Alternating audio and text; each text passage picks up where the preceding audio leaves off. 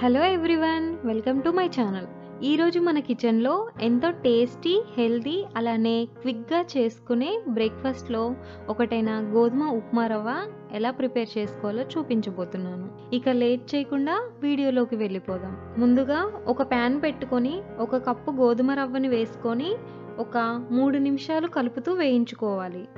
రవ్వ colour change అయ్యే టైంలో వేరే బౌల్లోకి ట్రాన్స్ఫర్ చేసుకొని పక్కన పెట్టుకోవాలి.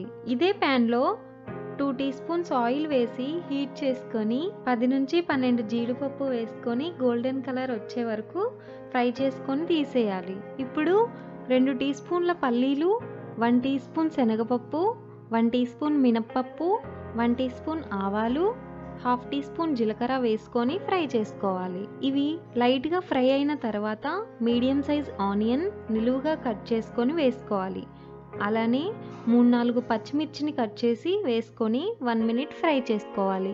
ఇందులో కొద్దిగా కరివేపాకు, 1 టీ స్పూన్ అల్లం వెల్లుల్లి తరుగు వేసుకోవాలి.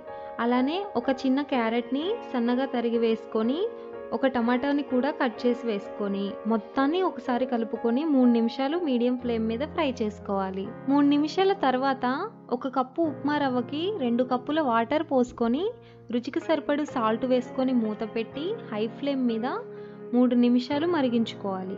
ఇలా వాటర్ మరుగుతున్న టైంలో వేయించి పక్కన పెట్టుకున్న ఉప్మా రవ్వని వేసుకొని కలుపుకోవాలి.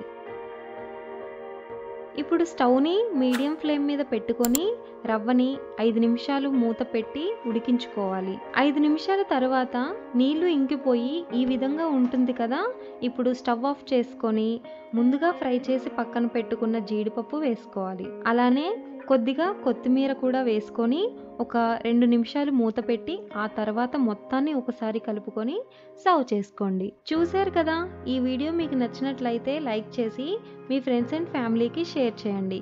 ఇలాంటి హెల్దీ అండ్ టేస్టీ రెసిపీస్ కోసం మన ఛానల్ని సబ్స్క్రైబ్ చేసుకోండి.